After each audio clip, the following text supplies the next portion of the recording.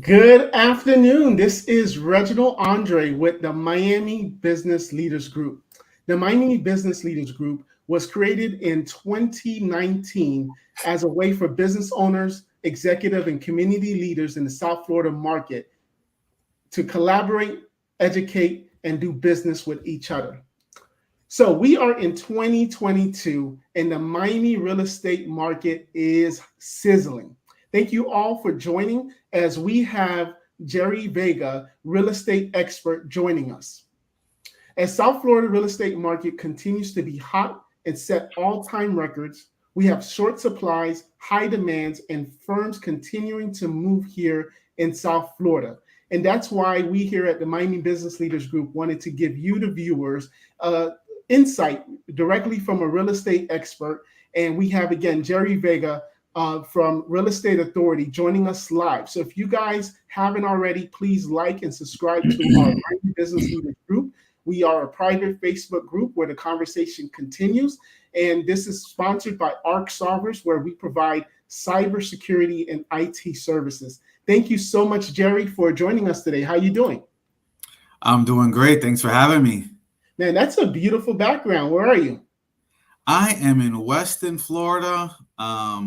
Behind me is 595, or AKA Alligator Alley. Nice. That's a beautiful area, man. So thank you again so much for joining us. And, for those of the listeners that don't know about you, tell us a little about yourself and how long you've been doing the real estate game. Again, my name is Jerry Vega. I'm a licensed residential real estate professional in Florida. I've been actively selling real estate since 2009, working with sellers, buyers, landlords, and cash investors. Nice. All right. So let's get right into it, man. As I mentioned in my introduction, this is a sizzling market. Tell us about what's going on. Why is it sizzling right now? Well, me being a Florida real estate professional, I can only speak about Florida because real estate is local in nature. So the market has been in upswing for a long time, bouncing back from 2008 recession. And indeed, the market has recovered and surpassed the high prices of 2008. So say, for example, what was 300,000 back then, we're already past that into, say, 350,000 or even higher. So at this point, it's common knowledge that the real estate market is on fire. Prices are high, property sales and properties for sale and rent, and for every one property, there's 2 or 3 buyers. So that supply and demand is definitely creating a frenzy at this point. Yeah, that's crazy you mentioned that because here in my community, there's a few people that are selling, and the lines are out of the world, man. I mean, we're probably talking about 40 people that was on the sidewalk waiting on a hot Florida Saturday just to kind of get a peek of that. So definitely, I've definitely been seeing that. Yeah, and I've been a party to those on both sides of the fence as a listing agent representing the homeowner and as a buyer's agent representing the buyer. So I can see that from both perspectives, and just working through the real estate climate as it is right now. Yeah, I always wonder, how come they just don't make appointments? like why are you having, not you, but why are we out there out in the sun and not just say, okay, everybody gets like a 15-minute session or something like that? How is that? Is that like for show or something, or what? Well, I mean, show is kind of like the side note bonus, I guess, bragging rights. But the primary reason is because especially if the property is still owner occupied, with the large amount of buyers that are out there, that would be far too many appointments for even a professional like myself to manage. And then the homeowner, they get worn out.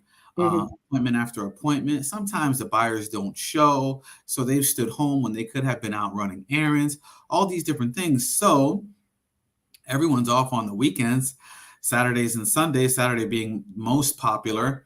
And so we make the open house, get everyone in, get everyone out. Makes sense. Makes sense. So tell us some of the reasons, like why are these lines so long? I mean, because I mean, yes, we've heard, obviously with COVID and some of the political stuff, a lot of people moving to South Florida. But give us some of the reasons, and especially too, is it just people moving to South Florida, or are these the locals that just decided, you know what, I want to just look for a new house, a new condo? Well, for a long time, other states have been migrating to Florida, mainly New York. Me being a New Yorker myself, Oh yeah, I which part? came here, Brooklyn, Coney Island. Okay, okay, awesome. Yeah. So I've been here since I was 8 years old. So I'm already a Floridian at this point. But all of my family that's in New York has already moved to Florida. Mhm. So I can definitely speak on that. But that has drastically increased over the years. So some of the reasons why is cost of living. Home prices in places like New York, for example, um, rent, mortgage, taxes, financial quality of life. Financial quality of life is the reason why they're leaving New York and coming down here. Um, Especially, say, for example, retirees. Mhm. Or, go ahead. No, no, go ahead. Yeah, I'm just agreeing with you. Yeah, the retirees, right? Boca, everybody's moving. So, like a 3 bedroom, 2 bathroom up there for versus one down here, and you're thinking about the same size of the interior, same size of the land. For something that's 3,000 down here, could be almost twice as much over there. Wow. So they sell up there, liquidate, come down here, buy something cash, and still have leftovers. Wow. Yeah. Yeah, I've heard that where they're selling in New York, they're like you said, they're taking those profits, and because maybe they've been living there for 20 years and their equity is so much that they can then come here. So how is that affecting the locals, the regular guys like me and you, when we're now wanting to look for a house, and then all of a sudden, you hear these cash buyers come in. How is that affecting the locals when it comes to that? Well, they're accustomed to a higher cost of living up there. They're also getting a higher wage up there in some of these states. It's not only New York anymore, but it's California, it's Boston, Pennsylvania. So when they come down here, they're coming down here with a higher income and more liquid, and oftentimes not even needing a conventional loan, just liquid cash from under the mattress. Man. So me being a local, I'm seeing a lot of my schoolmates and friends that just can't keep up with it. And a lot of my schoolmates and friends are even going to, say, less expensive areas of North Florida, uh, Orlando, Kissimmee, Jacksonville. Some going to Georgia, North Carolina, South Carolina, Tennessee. So Hmm. where it suits the average income person here in South Florida can go over there and get more bang for their buck. That's crazy. So you're basically saying the locals are being brought out where they can't, or maxed out where they can't even afford to live here. Literally, they cannot afford to live here, be it rent or be it home prices, and now they're having to move out. Correct. Wow, wow. Correct. So what about with COVID? How has that affected the real estate? Has that like as far as like inventory and things like that, has that made it a little better or has made it worse? Inventory. It because of COVID, a lot of inventory got absorbed. What does During the that mean? I mean, I know what absorb mean, but what do you mean in your real estate term? What does that mean? it got bought up, no longer available. As quick as it comes, as quick as it becomes purchased by the buyers. So, like during the lockdown, people were stuck in their homes. And so they figured, hey, if I'm stuck in my home, well, I want more home. So that caused a lot of buyers and sellers, both locally and from state to state, to, to move and shift. Once COVID hit, it wasn't just New York anymore, so there's a lot going on. So people working from home, employers closing their offices and such. So you got to work from home. So they just wanted more space. And so they would sell whatever they had and upsize. And for some people, that isn't, it looks different for everybody. So people who are living adult children, it was time for them to get their own space. So they get their one bedroom, one bath condo. Upsizing looks different to everyone. Yeah. I see we're starting to get a lot of traction, and people are liking and commenting on the page. So thank you everyone for joining. This is the Miami Business Leaders. We have Jerry Vega, who is an experienced realtor, and we are talking about the real estate market in Miami. And unfortunately, based on what Jerry's saying, if you rewind a little, it's not looking good for us locals because, even with as a business owner for myself, we know that the wages that we're getting paid is not going as high, and it's not matching what the real estate market. So if you, for example, you have a home and it's the rent or to buy a home, and if that price has increased 10-15% since last year, but then your salary has only increased 2 or 3%, then obviously that's a big gap, and therefore people are not literally not able to afford to live here. So that's kind of where we are right now. And if you guys have any questions for Jerry, please go ahead and put in the comment. This is just not me and him talking, but this is an interactive conversation. So we want you guys to put your comments. If you have a question as far as a real estate agent, something you've always wanted to know, or what's going on in the Miami market, this is the time now to put your comments below, and we'll go ahead and answer your question live. So Jerry, how long do you think this is going to last? Because I mean, we know everything with the financial market. If something continues to go up, what goes up must come down, right? So how long do you think, in your professional opinion, this is going to last? Yeah, I've had quite a personal. I had to wrap my mind around these adjustments and the way the real estate trends have been going. But how long will this last? Because everybody wants to be like a mini New York development. You've got downtown Brickell, you have downtown Fort Lauderdale, Hollywood's fast closing in behind Fort Lauderdale, and on and on. I can name all the Broward cities and such. This has been the aim, to become a dense metropolitan area. So the goal for most cities and such officials are to keep these values high. And it seems like they're going to stay that way. Now, what we're getting ready for is a slowdown. And I don't mean like price reducing necessarily. I don't even mean a buyer's market necessarily. I just mean more of a balanced market. Therefore, making the prices more affordable? Availability. On the availability side, I see. Okay. And less competition. Got it. Because for the most part, would you say we're, as far as building and stuff like that, are we kind of like maxed out when it comes to that, or there's still places for developers to still build in Miami and in Fort Lauderdale, or in South Florida, basically? Miami and Broward have minimal land left to build. Builders like Lennar and D.R. Horton are finding little pockets of land to build as opportunities come available. Mostly we're seeing that big construction sites are in Palm Beach County, Port St. Lucie, and further north, or on the west coast of Florida. I see. We actually have we have a public comment right now from Samantha. She had a question. Do you see older homes and older buildings being torn down to build new homes? So basically, I guess if it's, if you got a 1950 home, and do you see like a developer coming in and just buying all the homes out and just building a new development and then making their profit that way?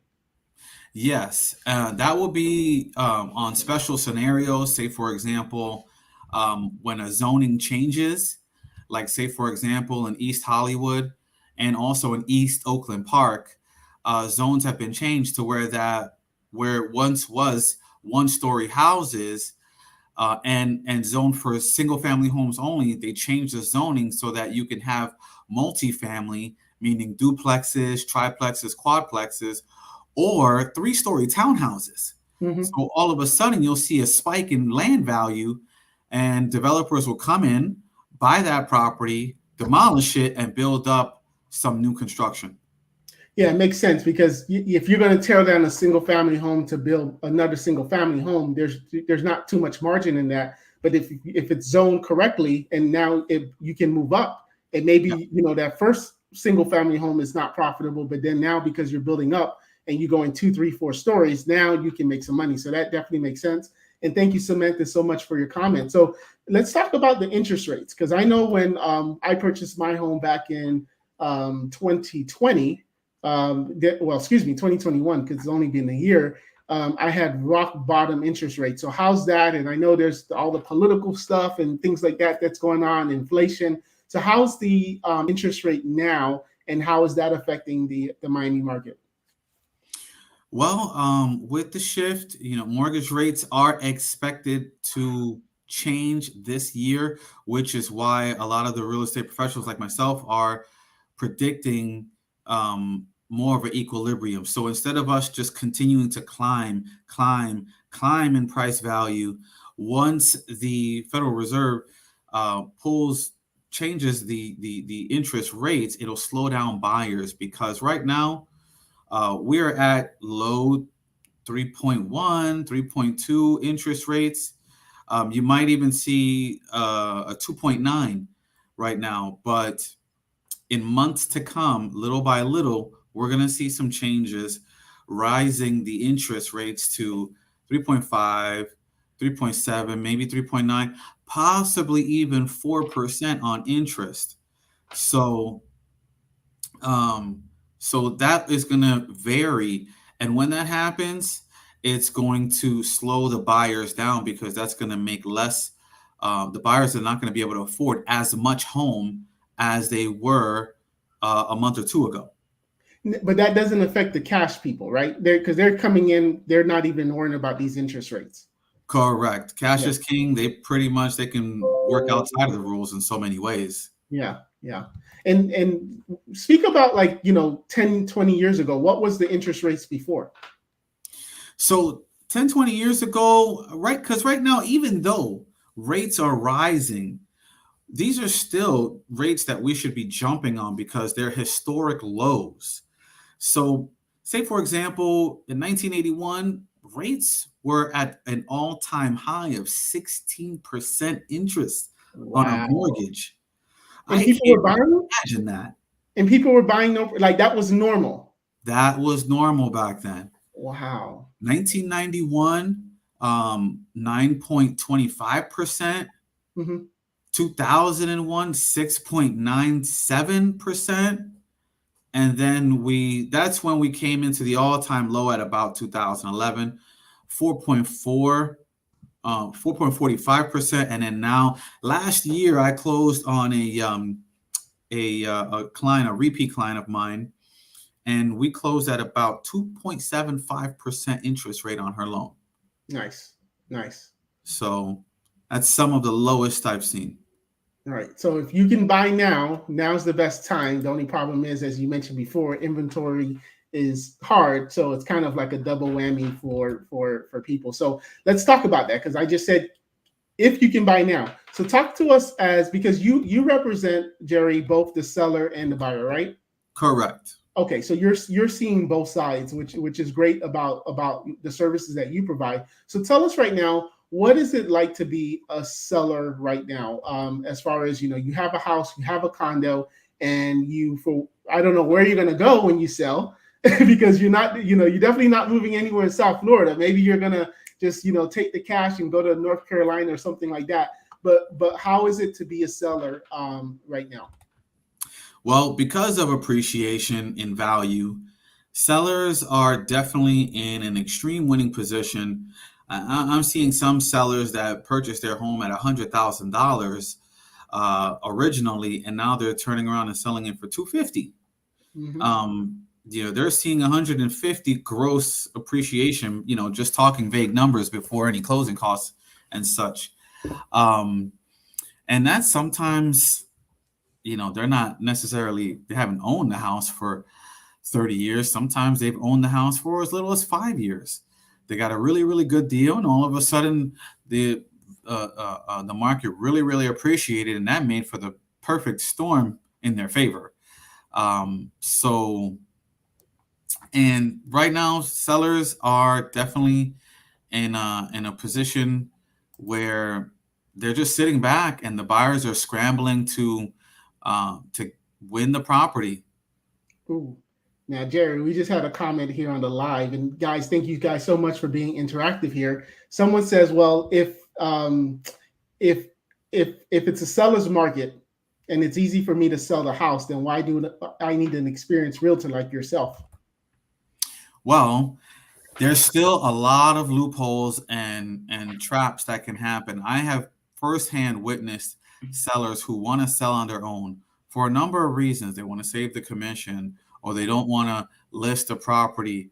The list goes on and on. But then inside in the ins and outs of the transaction, there's so many ways for a seller to lose money and or put themselves in a place of disadvantage. Um, so with being able to price your house properly, so as not to lose out on value, these are some of the biggest investments that a person will actually have in their life. So every $10,000 counts. So you don't want to lose out on any of that by under pricing your property. But then also, time is money. What happens if you overprice your property and then all this time passes and opportunities and demands for life are waiting on you and you can't meet that timeline? So the balance of time and money, expertise, condition of your house, getting the right buyer, and making sure that you, the seller, don't leave any money on the table. All of those things are extremely important regardless of the market.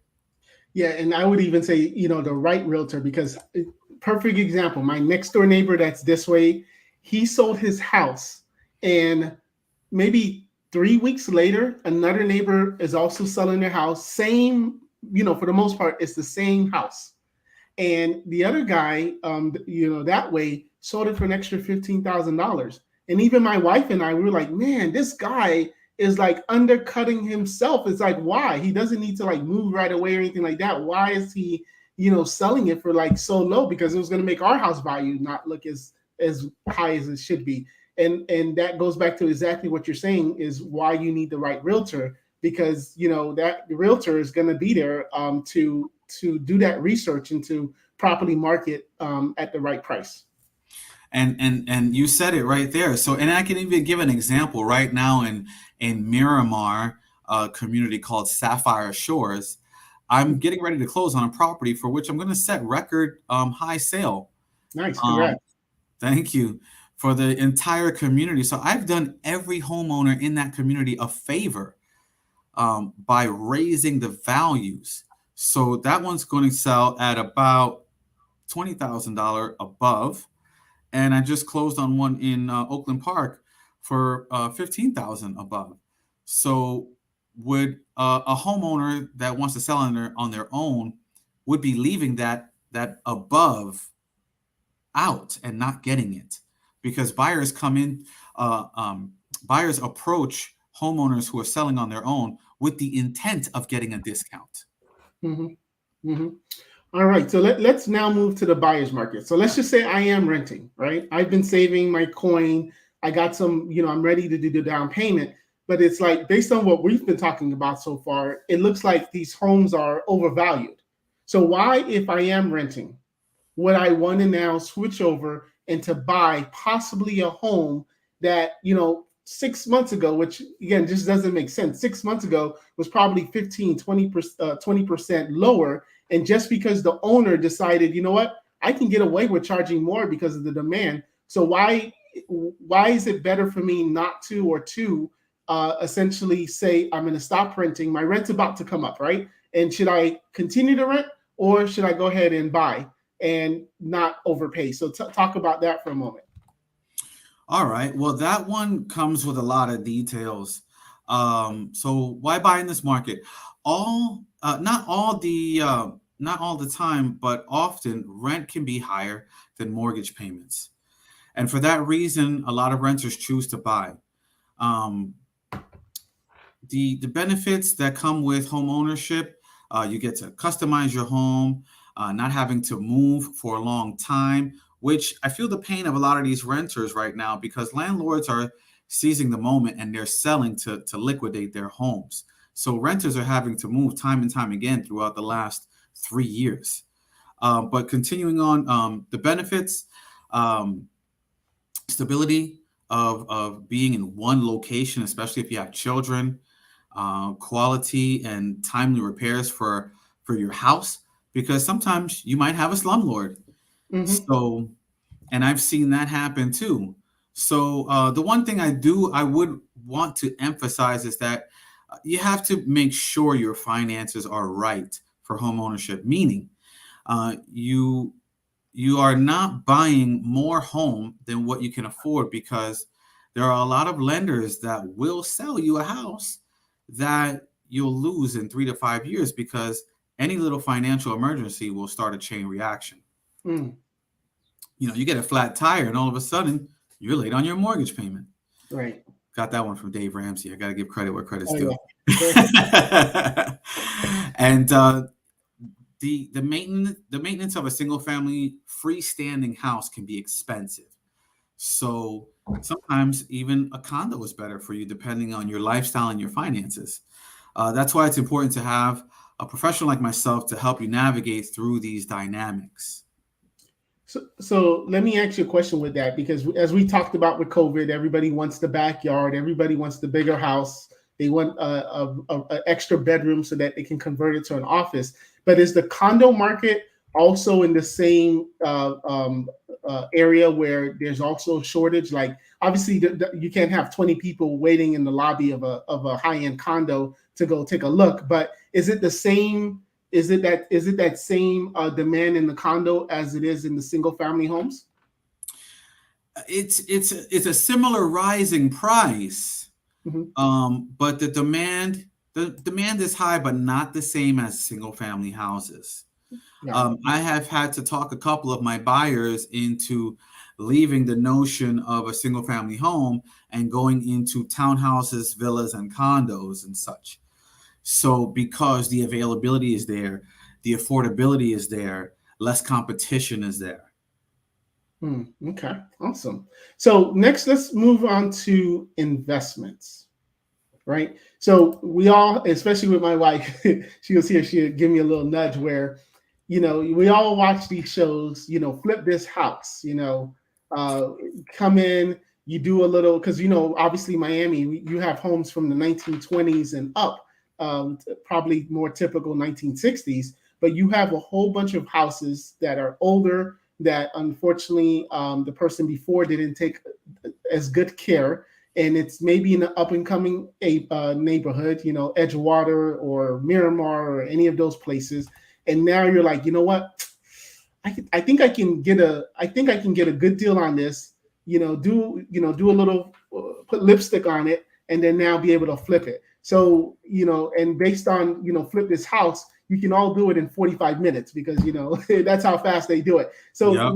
So tell us about that because I'm sure there's a lot of upside to that, but then also if you choose the wrong house, there's a lot of downside because everybody's going to post on Facebook, yeah, I bought this house for 250, now I'm selling it for 375, and I'm the best and I'm looking for the next ugly house. But then there's a lot of people that also lose, and of course they're not going to post it on the internet. So tell us about that, and if someone does have the maturity and they have the finances to be able to buy a home and now say, I want to use this as an investment either to flip or to rent. How's that looking for them, and what can you speak about that?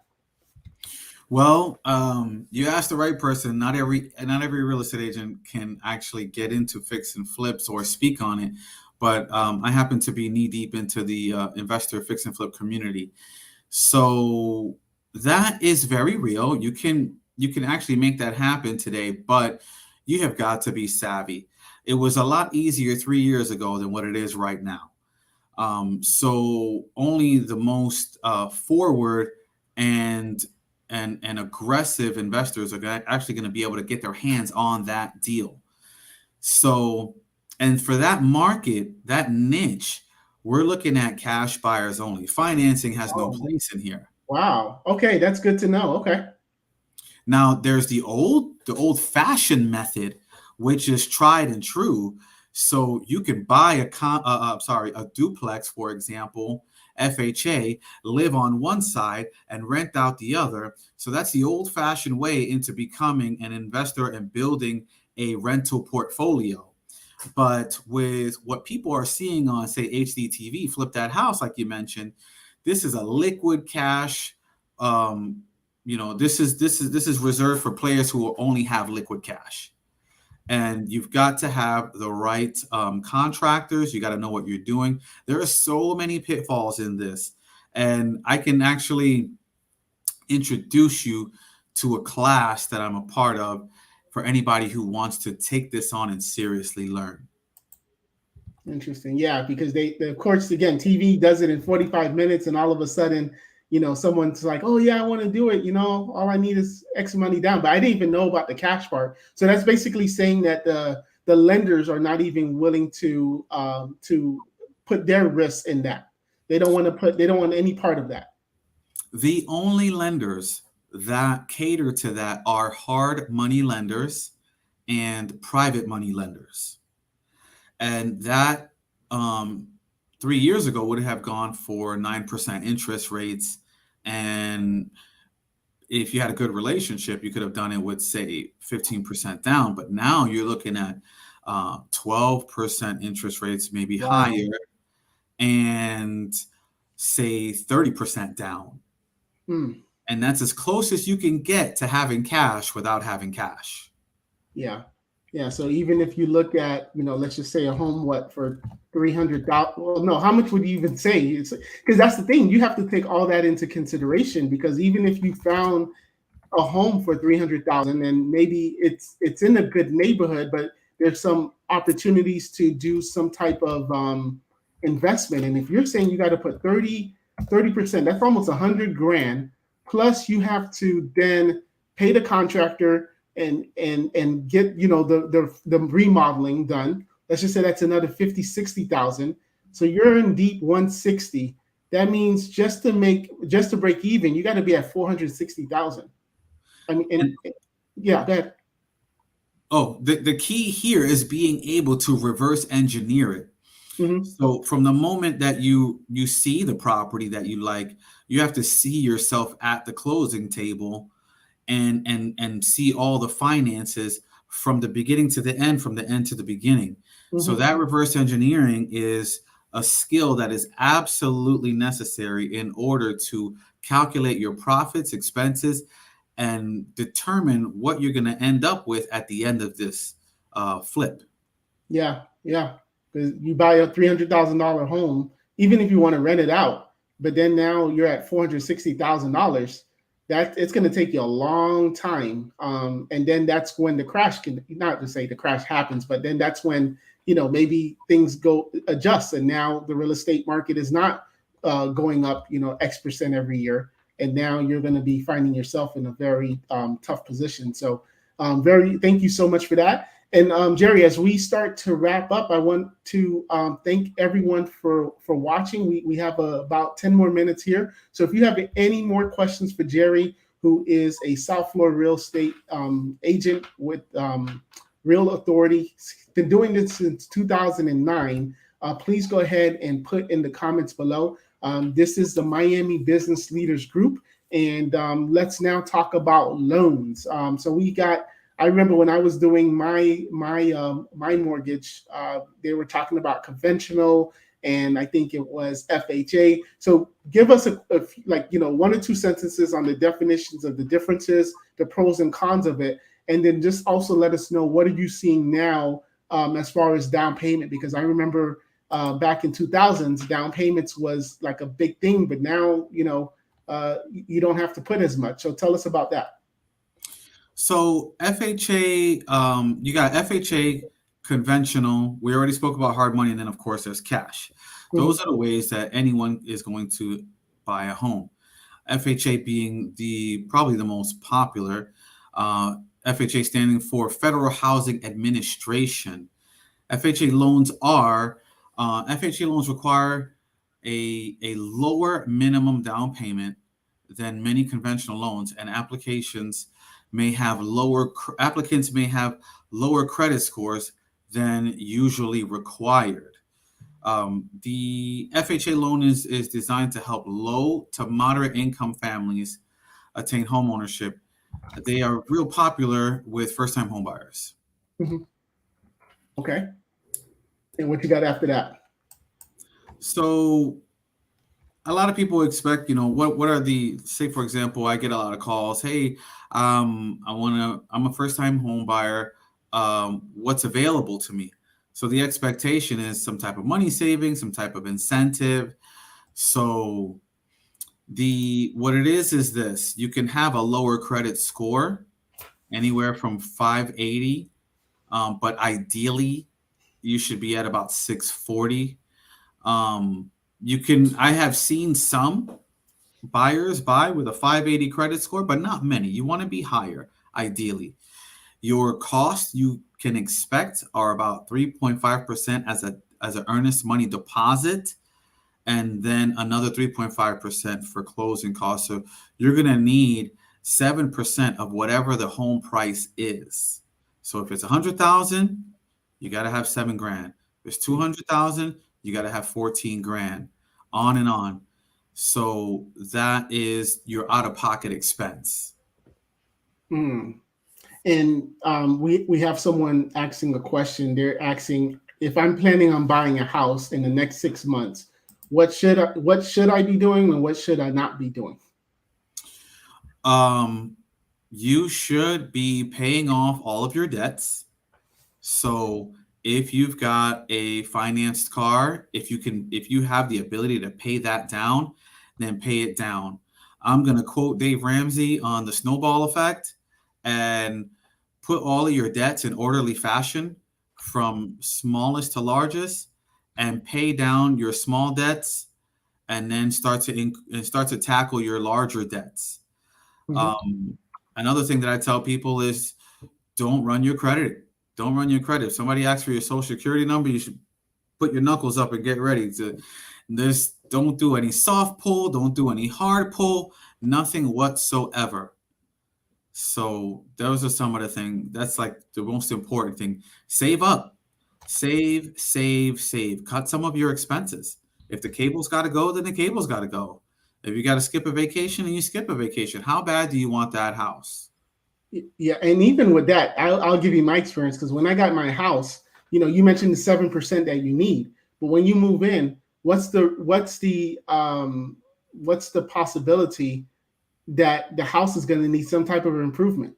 Maybe your wife doesn't like the kitchen, or maybe the bathroom needs a fixer upper, or you need to redo the landscaping. So it's not even just the 7%. It's and I tell my kid, man, this house is a money pit. Because before, when I was renting for the last 7 years, it's like, all cool. Hey, faucet not working, no problem. I call the office, they go and they take care of it. But now faucet's not working, and man, I gotta call Steve, and Steve is $50 an hour, man, and I gotta feed him too, and all of this stuff. I love you, Steve, but man, so yeah, so definitely save, save, save, because you talk about putting your life savings into the down payment, but then what happens? You don't want to put in your life savings into the down payment, and then now, God forbid, your roof starts to leak, or there's a hole somewhere that you got to fix, and now you have zero cash to do that. So don't just put everything into it. You have to still have that rainy day fund. So as we wrap up, Jerry, is there anything else that you want to go talk about? Well, with the FHA, there's even though this is not the market for grants, there are grants out there.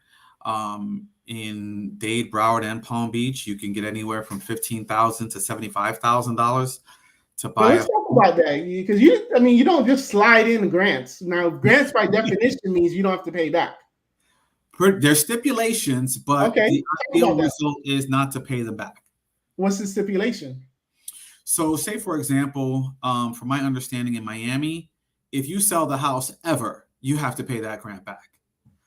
Um, in Broward County, if you sell before, I hope I'm saying it right, 15 years, you have to pay back prorated that grant. And Palm Beach, I don't remember what the stipulations are for Palm Beach, but they've got grants too.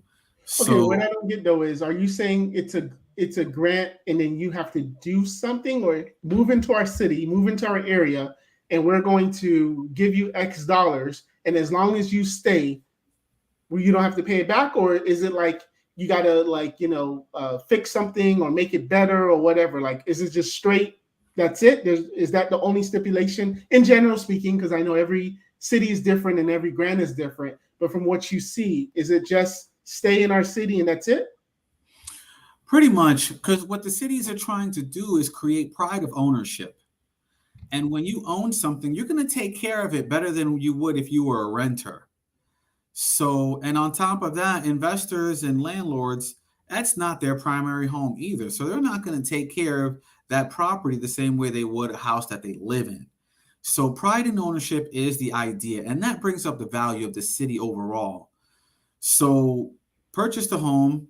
The intent is long term. It doesn't have to be, but if you sell sooner, you got to pay that grant money back oftentimes. Man, I wish I knew that. Yeah. I'm Now, grant money was good for, say, 4 years ago, but in this competitive market, it's not an ideal scenario. I got it. Especially too if they're trying to get maybe a city gentrified or a new group of people going in. I could see that as well.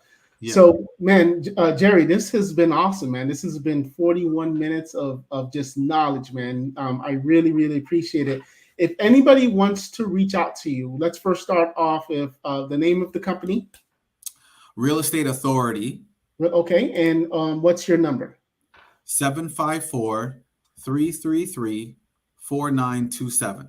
Awesome. And then for those of you that may be listening in, because we are also on podcasts, you can go and also email him as well. So let's go ahead and give out that email address. So that's my first and last name, Jerry Vega. Spell that out for you, JerryVegaRe as in real estate at gmail.com. Awesome, awesome. Well, Jerry, thank you so much for doing this. This has been great.